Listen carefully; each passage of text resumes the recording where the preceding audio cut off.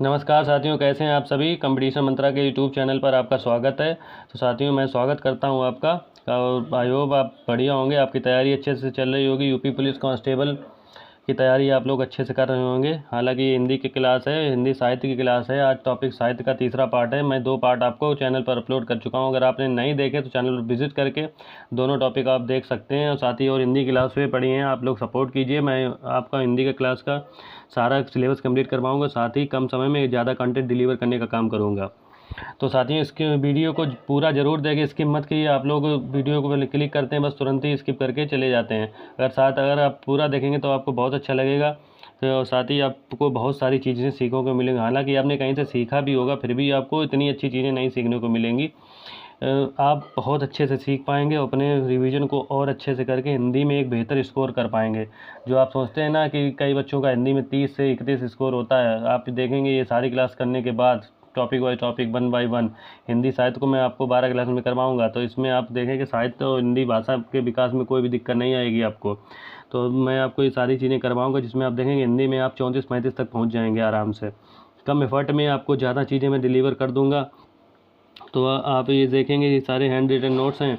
आप इन्हीं नोट्स को तैयार कर लीजिए। आपके हिंदी में कोई भी दिक्कत नहीं होगी। प्रैक्टिस आप करिए, तो बस अपना समय बचाइए। बाकी जो समय बचेगा, हिंदी का समय बचाकर आप मैथ्स पे लगे, रीजनिंग पे लगे, बाकी आप अपनी तैयारी अच्छे से करते रहिए। तो साथियों, आइए क्लास को शुरू करते हैं। और चैनल को सब्सक्राइब जरूर कर लें, लाइक कर दें और कमेंट करें, ताकि और अगर कुछ भी सुधार करने की ज़रूरत, मैं आगे सुधार करता रहूँगा। तो साथियों की एक कोट से याद शुरू करना चाहूँगा कि लहरों से डरकर नौका पार नहीं होती और कोशिश करने वालों की कभी भी हार नहीं होती। तो साथियों, जय हिंद। स्वागत है आपका अपने यूट्यूब चैनल कंपटीशन मंत्रा में। साथियों, शुरू करते हैं हिंदी साहित्य की क्लास। तो हिंदी साहित्य का आज पार्ट 3 है। तो पार्ट 3 में देखते हैं कि क्या है देवनागरी लिपि में सुधार। हिंदी साहित्य का पार्ट 3 है। देवनागरी लिपि में सुधार कब से हुआ कि सावरकर बंधुओं ने गांधी जी की पत्रिका हरिजन के लिए हिंदी में 12 खड़ी तैयार की थी। किसने? सावरकर बंधुओं ने गांधी जी की जो पत्रिका थी हरिजन, गांधी जी द्वारा प्रकाशित करी हरिजन जो पत्रिका थी उसकी 12 खड़ी तैयार की थी। किसने? सावरकर बंधुओं ने। अब कड़ी कौन कौन सी थी? 12 खड़ी याद करते हैं, जैसे आ ई उ ए ओ अंगा। इसको 12 कड़ियों में ककार बनाते हैं, जैसे कक्का, किक्की, कुक्कू, केकय, कोकौ, कंका। ये सारी 12 कड़ियाँ बनाई थी किसने? सावरकर बंधुओं ने गांधी जी की जो पत्रिका थी हरिजन पत्रिका। आगे बढ़ते हैं और देखते हैं डॉक्टर श्याम सुंदर दास के अनुसार। डॉक्टर श्याम सुंदर जो दास थे, उन्होंने बताया कि पंचमा अक्षर के स्थान पर हमें अनुसार का प्रयोग करना चाहिए। किसने कहा था? ये डॉक्टर श्याम सुंदर दास ने कहा था कि पंचमा अक्षर के अनुसार पर हमें अनुस्वार का प्रयोग करना है। अनुसार यानी डंडा और बिंदी चंद्र बिंदु अनुनासिक होता है। अनुस्वार का प्रयोग किसने बताया था? डॉक्टर श्याम सुंदर दास ने कहा था कि हमें पंचमा अक्षर के इंगिया अणानामा जो पंचमा अक्षर होते हैं, जैसे इंगिया अइया अणानामा, ये जो पंचमा अक्षर है, इनके स्थान पर हमें अनुस्वार के प्रयोग करने की सलाह दी थी। किसने दी थी? श्याम सुंदर दास जी ने। तो इन्होंने कहा था कि दंड जो ऐसे लिखते हैं हम, तो उसको दंड में बिंदी लगाकर ही, इन्होंने कहा था कि दंड को बिंदी लगाकर लिखे तो ज़्यादा हमें सहूलियत होगी। तो किसके अनुसार बताया? डॉक्टर श्याम सुंदर दास जी द्वारा बताया गया। आगे देखते हैं 1935 में नागरी लिपि सुधार समिति का गठन हुआ। कब हुआ? 1935 में। पूछेगा नागरी लिपि सुधार समिति का गठन कब हुआ? तो साथियों याद रखें 1935 में हुआ। और इसके सभापति पूछता है, सभापति कौन थे? ये गांधी जी थे। जो 1935 में नागरी लिपि सुधार का गठन हुआ था, उसके सभापति कौन थे? गांधी जी थे। कौन थे? गांधी जी थे। आगे देखते हैं फिर 1945 में क्या हुआ? 1945 नागरी प्रचारणी सभा। कौन सी? नागरी प्रचारणी सभा ने नागरी लिपि सुधार समिति का गठन किया। किसने? नागरी प्रचारणी सभा ने। जो नागरी प्रचारणी सभा थी, उसने सुधार समिति का गठन किया। कब? 1945 में।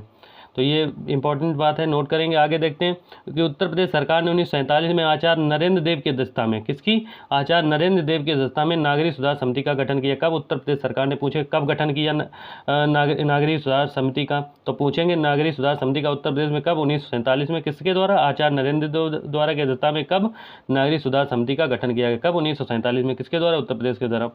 अब आगे बढ़ते हैं। पूछेगा राजा शिव प्रसाद सितारे हिंद ने क्या बताया था? इनकी भी बात सुन लेते हैं।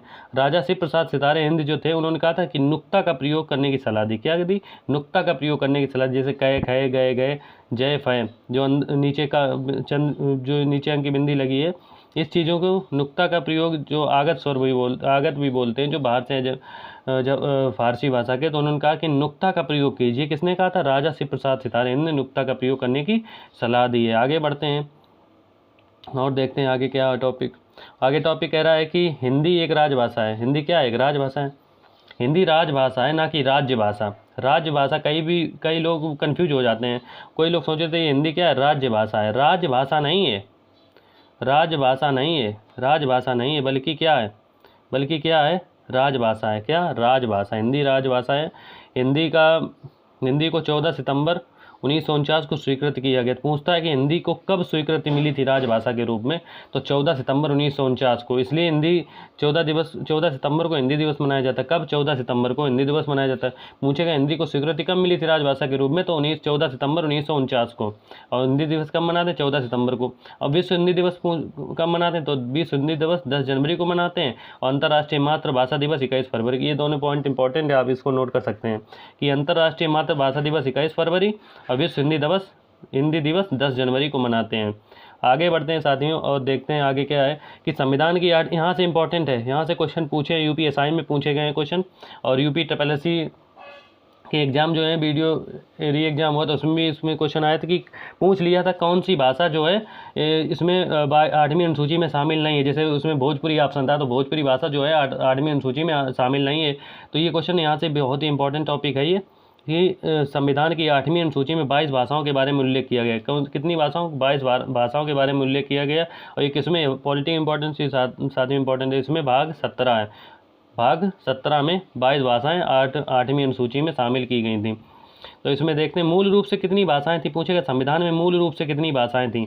तो मूल रूप से 14 भाषाएं थीं। अब देख लीजिए, नाम याद कर लीजिए एक बार। ये नाम कौन कौन से 14 भाषाओं? कन्नड़, मलयालम, मराठी, गुजराती। कैसे याद करेंगे? कन्नड़, मलयालम, मराठी, गुजराती। फिर आ जाएंगे हिंदी, बांग्ला, तमिल, तेलुगु। कन्नड़, मलयालम, गुजराती, मराठी। और फिर आगे देखेंगे हिंदी, बांग्ला, तमिल, तेलुगु, उड़िया, पंजाबी, संस्कृत, उर्दू। उड़िया, पंजाबी, संस्कृत, उर्दू और कश्मीरी और असमिया। ये 14 भाषाएं शामिल थीं। यहीं से पूछा कि मूल रूप में कौन सी भाषा शामिल नहीं थी? ऑप्शन दे देगा भोजपुरी। तो भोजपुरी मूल रूप में शामिल नहीं थी, और भोजपुरी वैसे भी अभी शामिल नहीं है। 22 भाषाओं में भी भोजपुरी शामिल नहीं है। साथियों, यह इंपॉर्टेंट क्वेश्चन था, याद रखेंगे। भाषाओं के बारे में पूछता है। आगे देखते हैं 21वां संविधान संशोधन कब हुआ था? 1967 को। और इसमें सिंधी को जोड़ा गया था। 21वां संविधान संशोधन 1967 को हुआ था। इसमें सिंधी को जोड़ा गया था। 71वां संविधान संशोधन में कौन कौन सी 3 भाषाएं जोड़ी? कौन कौन सी? नेपाली जोड़ी गई, मणिपुरी जोड़ी गई, कोंकणी जोड़ी। कब? 1992 में। याद रखना कि 71वां संविधान संशोधन में कौन कौन सी भाषाएं और कब जोड़ी गई, कब हुआ था? तो ये 1952 में हुआ था। 1992 में हुआ था। कोंकणी, मणिपुर और नेपाली जोड़ी गई। 71वां संविधान संशोधन। 21वां पूछे तो सिंधी, 21वां सिंधी 1967। और 71वां पूछे तो ये 1992 में हुआ था। कब? 1992 में 3 भाषाएं जोड़ी गई, नेपाली, मणिपुर, कोंकणी। और 42वां संविधान संशोधन में कौन सी जोड़ी गई? 42वां संशोधन का कौन सी जोड़ी गई? मैथिली, संथाली, डोगरी और बोडो। किसमें? 52वां है ये, 52वां संविधान संशोधन है। 42वां यहाँ पे थोड़ा। तो इसमें कौन कौन सी जोड़ी गई? यहाँ पे संथाली, डोगरी और बोडो 2003 में जोड़ी गई। 2003 में जोड़ी गई। 52वां संविधान संशोधन था ये 52वां था। 52वां 92वां संविधान संशोधन में मैथिली, संथाली, डोगरी जोड़ गई 2003 में। थोड़ा मिसप्रिंट है। तो इसमें कौन कौन सी जोड़ी गई? ये 52वां 92वां संविधान संशोधन है। कब हुआ? तो 2003 में हुआ था। इसमें कौन कौन सी? मैथिली, संथाली, डोगरी और बोडो जोड़ी गई थी। आगे देखते हैं राजभाषा आयोग कब बना। आगे बढ़ते हैं, राजभाषा आयोग के बारे में पढ़ लेते हैं। तो राजभाषा आयोग कब बना?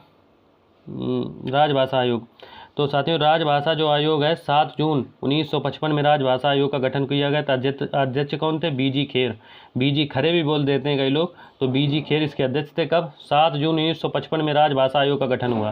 कब? 7 जून 1955 में राजभाषा आयोग का गठन हुआ था। अध्यक्ष कौन थे साथियों? तो याद रखेंगे बीजी खेर अध्यक्ष थे, और एक अध्यक्ष और 20 अन्य सदस्य और थे। टोटल 21 सदस्य थे राजभाषा आयोग का जब गठन हुआ 7 जून 1955 को। साथियों याद रखेंगे कितने सदस्य? टोटल 21 सदस्य, जिसमें बीजी खेर अध्यक्ष थे, 20 अन्य सदस्य। अच्छा, इन्होंने रिपोर्ट कब पेश की?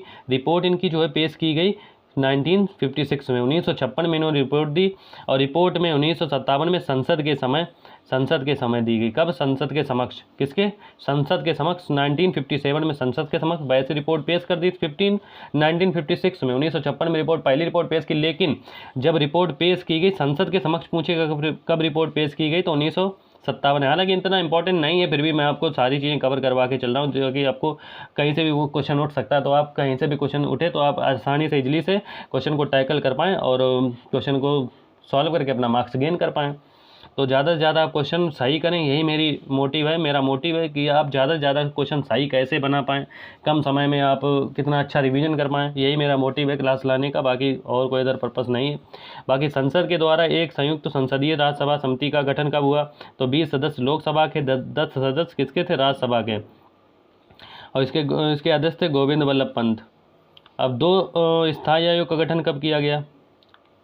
2 स्थायी आयोग के गठन के निर्देश दिए गए। स्थापना पहला राजभाषा विधायी आयोग 1961 में, दूसरा वैज्ञानिक और तकनीकी शब्दावली आयोग, जो शब्द हमारे उसकी तकनीकी, उसकी वैज्ञानिक, उनके पीछे की खोज, ये शब्द कैसे आया, ये कैसे आया, कैसे बना शब्द, उसके पीछे की जो भी तकनीकी है वो 1961 में। और राजभाषा विधायी आयोग भी 1961 में बना। राजभाषा अधिनियम कब आया? 1963। राजभाषा अधिनियम कब आया? 1963 में। और राजभाषा नियम कब आया? 1976। हालांकि इंपॉर्टेंट चीज़ नहीं, आप याद रखें, केवल एक बार देख लीजिएगा, बाकी याद करने की कोई ज़रूर नहीं। इतना ये सब नहीं पूछता, ये डेटा नहीं पूछता है यूपी पुलिस में, खासतौर के यूपी पुलिस में डेटा नहीं पूछेगा, ये डेटा नहीं पूछेगा। बस आपको याद रखनी चीज़ों को पता होना चाहिए कि हाँ आप ऑप्शन एलिमिनेट करके आप लोग अगर बाई चांस क्वेश्चन बनेगा तो आप लोग कर पाएंगे। आगे बढ़ते हैं। हिंदी व्याकरण के बारे में क्या बताएंगे? इसमें क्या है कि discovery of the Hindustani language किसने किया था? जॉर्ज फर्ग्यूसन ने किया था। पूछेगा डिस्कवरी ऑफ हिंदुस्तानी लैंग्वेज के किसने की थी? तो जॉर्ज फर्ग्यूसन। तो ब्रजभाषा का व्याकरण 1943 में शुरू हुआ। डेट इंपॉर्टेंट नहीं है, फिर भी मैं आपको एक बार और रिमाइंड, डेट इंपॉर्टेंट नहीं है ये वाली जो मैंने नीचे जो पहले पूछेगा। राजभाषा आयोग का कब गठन हुआ? तो 1955, वो याद रखना है, बल्कि ये नहीं इतना याद रखना।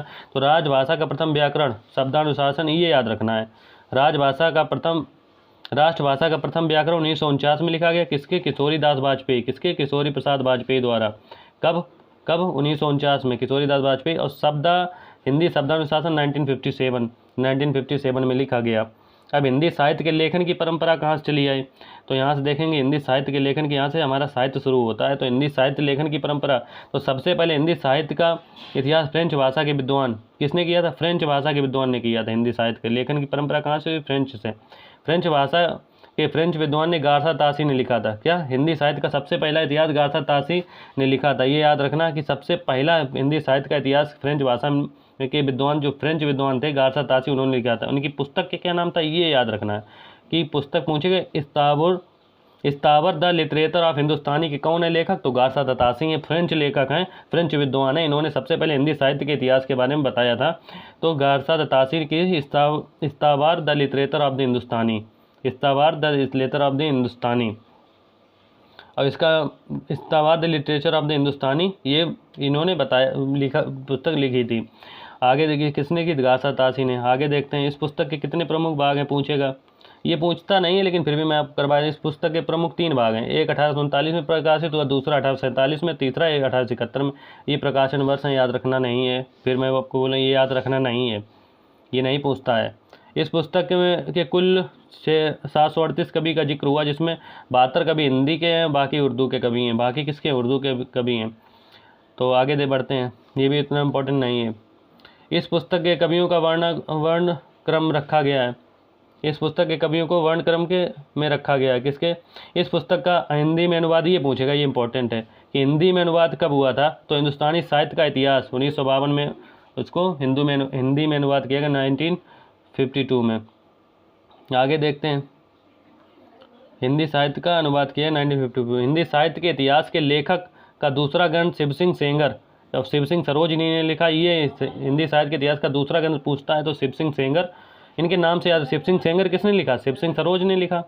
शिव सिंह सरोज किसने लिखा? शिव सिंह सेंगर ने। कब? 1843 में। 1838 कवियों का जिक्र इसमें हुआ है। किसके? कितने? शिव सिंह सेंगर, शिव सिंह सरोज नाम से लिखा गया है। आगे देखते हैं, फ्रेंच विद्वान जॉर्ज ग्रेसन ने हिंदी साहित्य का इतिहास लिखा है। The modern vernacular literature of Hindustani किसने लिखा? George Grierson. ये 3 चीज़ें रखनी। पहला इस्तांबुल लिटरेचर ऑफ द हिंदुस्तान किसने? Garcin Tasi.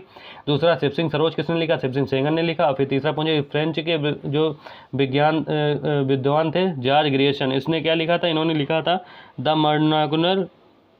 The modern vernacular literature of the Hindustani, इन्होंने लिखा। हिंदी में इतिहास का वास्तविक ग्रंथ पहला था ये। आगे देखते हैं हिंदी के अनुवाद, हिंदी का प्रथम साहित्य इतिहास के नाम से जाना जाता है तो किशोरीलाल गुप्त को। किसको? किशोरीलाल गुप्त को 1957 में इन्होंने अनुवाद किया था। आगे देखते हैं मिश्र बंधुओं ने मिश्र बंधु विनोद की रचना की है। मिश्र बंधु ने मिश्र बंधु विनोद, नाम से याद रखना कि मिश्र बंधु विनोद मिश्र बंधुओं ने रचना की है। गणेश बिहारी, श्याम बिहारी और सुखदेव बिहारी ने लिखा है।